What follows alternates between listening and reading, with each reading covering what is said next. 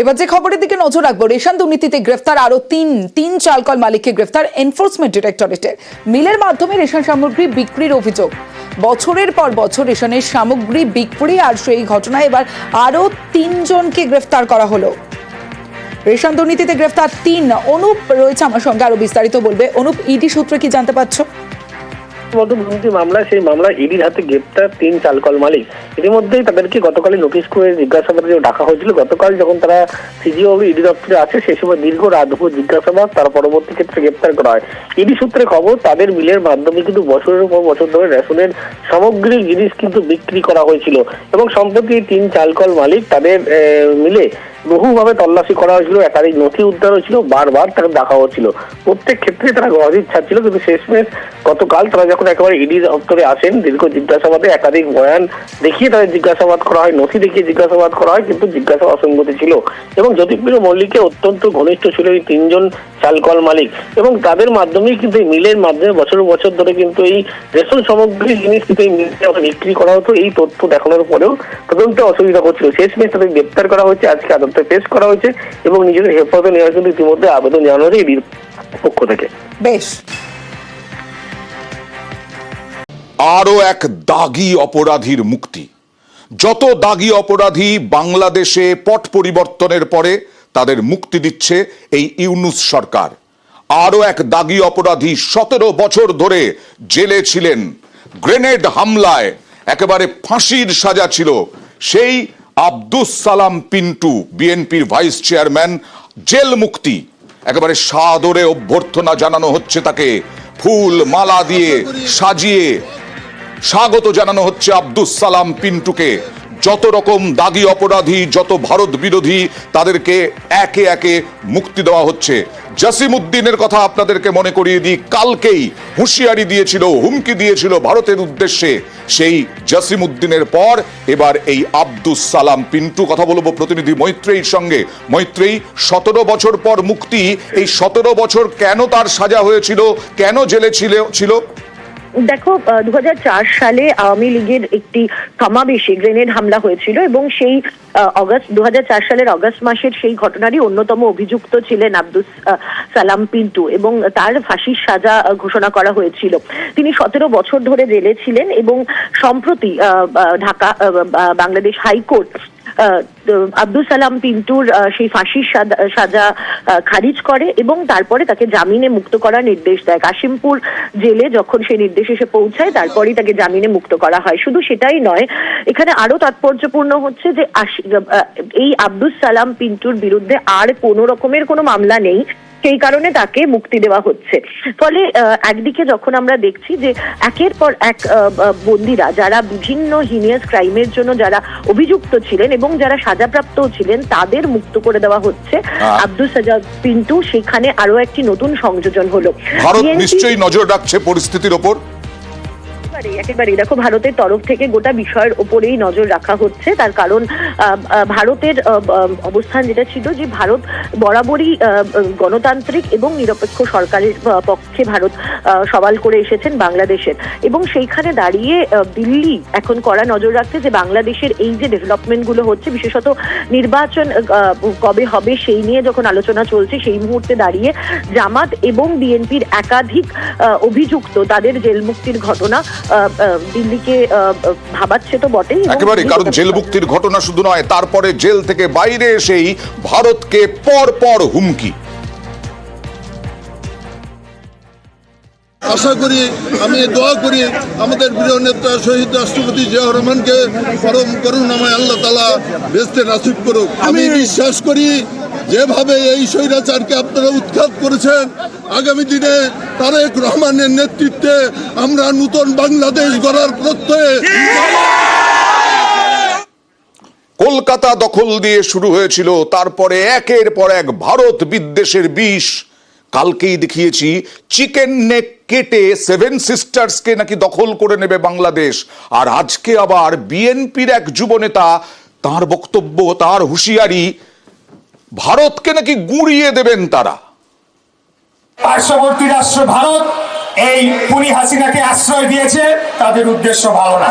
যদি কোনো ধরনের আমাদের অখণ্ডতাকে নিয়ে ছিনিমিনি খেলার চেষ্টা করে, তাহলে আশেপাশে যা রয়েছে সবকিছু ভেঙে ছাড়খাড় হয়ে যাবে, কেউ বাঁচতে পারবে না। ভারত এবং ভারতের রাজনীতিবিদদের বলবো, বাংলাদেশের উপর কুদৃষ্টি আপনারা দিবেন না।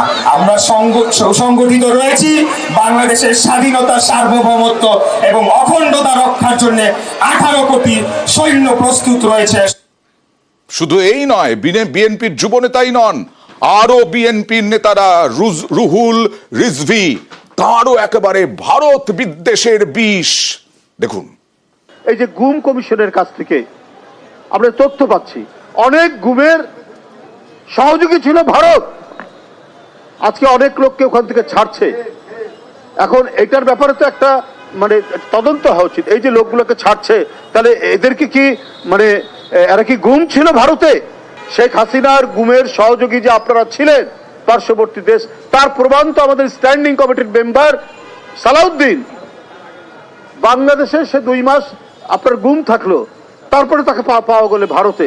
মানে বন্ধুত্ব, প্রেম, স্বামী স্ত্রীর সম্পর্কটা এত নিবিড় ছিল যে শেখ হাসিনার অনেক অপকর্মের দায় ভারত নিজেই নিয়েছে। আর যেটা বলছিলাম, গতকাল থেকে মুক্তি পাওয়ার পরপরই আব্দুস সালাম পিন্টু, তার আগে যিনি এই যে জসিমউদ্দিন, পর ভারতকে হুঁশিয়ারি চিকেন নেক্স নিয়ে, ভারতকে আক্রমণ আনসারুল্লাহ বাংলা টিমের প্রধানের। সম্প্রতি এই আনসারুল্লাহ বাংলা টিমেরই 8 জঙ্গিকে ভারতের 3 রাজ্য থেকে গ্রেফতার করা হয়। ভারতকে সাবধান করে দিচ্ছি, বাংলাদেশের দিকে খবরদার কুনজর দিবে না। এদিকে যদি চোখ তুলে তাকাও, সে চোখ উপড়ে ফেলা হবে। এদিকে যদি পা বাড়াও, সে পা ভেঙে দেওয়া হবে। এদিকে হাত বাড়াও, হাত কেটে নেওয়া হবে। Do not underestimate India. যখন কোন নিশানের উপর কিছু করতে যায়, তার অনেক কিছু বাধা আসে। সেই জন্যই ভারত দেখছে ঠিক এক সময় 1 মিনিটের ব্যাপার, খেলা শেষ হয়ে যাবে। চায়না তাকাক আর পাকিস্তান তাকাক আর বাংলাদেশের এখন যারা এসছে তাকাক, তাদের চোখ উপড়ে ফেলে দেওয়া হবে। বাংলাদেশে বিদ্বেষের বিষ, অবসরপ্রাপ্ত সেনাকর্তা থেকে জঙ্গি নেতা, হুমকির আর শেষ নেই, একের পর এক হাস্যকর হুমকি। আমরা চায়নাকে বলে দেব, চিকেন নেক বন্ধ করে দাও। 7 সিস্টারকে স্বাধীনতার আন্দোলনে ঝাঁপিয়ে পড়তে বলো। কাশ্মীরকে বলবো, তোমরা স্বাধীনতার জন্য তৈরি হও। পাকিস্তান আফগানিস্তান से मैं कहता हूं, कश्मीर के आजादी के लिए काम करो। ফিলিস্তিনি সেই শিখদেরকে বলবো, তোমাদের সময় এসেছে, এখনই তোমরা স্বাধীনতার ডাক দাও। আমাদেরকে ছেড়ে দিক, ওই লোকগুলোকে পিছে মেরে দেবো। আমরা যে ভারতবর্ষে যারা সন্ত্রাস করে, যাদের চোখ তুলে তাকাবে, চোখটা আমরা তুলে নেব। ভারতকে সাবধান করে দিচ্ছি, বাংলাদেশের দিকে খবরদার কুনজর দিবে না। এদিকে যদি চোখ তুলে তাকাও, সে চোখ উপড়ে ফেলা হবে। এদিকে যদি পা বাড়াও, সে পা ভেঙে দেওয়া হবে। এদিকে হাত বাড়াও, হাত কেটে নেওয়া হবে। জসিমউদ্দিন রহমানিকে নিয়ে বাড়াবাড়ি করো না। জসিমউদ্দিন রহমানি বাংলাদেশে জঙ্গি সংগঠন আনসারুল্লাহ বাংলা টিমের প্রধান। সম্প্রতি ভারতের 3 রাজ্য থেকে এই জঙ্গি দলের 8 জনকে গ্রেপ্তার করে অসম পুলিশ। পশ্চিমবঙ্গ থেকে 2 জন, অসম থেকে 5 জন এবং কেরল থেকে 1 জন। কেরল থেকে ধৃত এটিবি জঙ্গি মোহাম্মদ শাহ রানি ওরফে শাব শেখ। সে বাংলাদেশের রাজশাহীর বাসিন্দা। আনসারুল্লাহ বাংলা টিমের প্রধান জসিমউদ্দিন রহমানের নির্দেশেই সে ভারতে ঢোকে। রহমানি দীর্ঘদিন জেলে ছিল। গত অগস্টে বাংলাদেশে পালাবদলের পরই ছাড়া পেয়ে যায়। তারপরই শুরু হয়েছে ভারত বিরোধী কার্যকলাপ। আমরা চায়নাকে বলে দেব, চিকেন নেক বন্ধ করে দাও। 7 সিস্টারকে স্বাধীনতার আন্দোলনে ঝাঁপিয়ে পড়তে বলো। বাংলাদেশের একাধিক নেতার গলায় বারবার শোনা যাচ্ছে চিকেন স্নেক নিয়ে হুঙ্কার। ওরা আমাদের দিকে দৃষ্টি দিবে, আমরা চিকেন নেক কেটে 7 সিস্টার আলাদা করে দিব। সরকার সিদ্ধান্ত নিছে, কাজ শুরু করতেছে।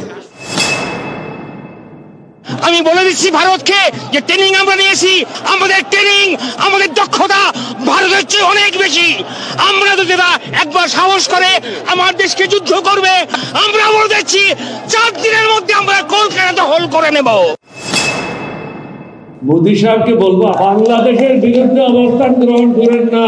বাংলাদেশের সাথে পাঙ্গা দিলে এটা খুব কস্টলি হবে। অ্যাটম বোমার ভয় দেখাইেন না, নিউক্লিয়ারের ভয় দেখাইেন না। আমাদের অনেক বন্ধু রাষ্ট্র আছে যাদের কাছে নিউক্লিয়ার বোমা আছে এবং তারা দিতে রাজি হবে। সুতরাং আপনি ব্যবহার করবেন, আমরা এখানে কলা চষবো, এটা হবে না। এখান থেকেও নিউক্লিয়ার বম লঞ্চ করা হবে। আমাদের দিকে সাম্প্রদায়িক সম্প্রীতি নষ্টের জন্য যদি আন্দোলন করেন, বলে রাখি সেই আঙুল কিন্তু আমরা কেটে দেব। রাফায়েল বিমানের ভয় দেখায়, আরে ভাই আছে কয়টা রাফায়েল বিমান?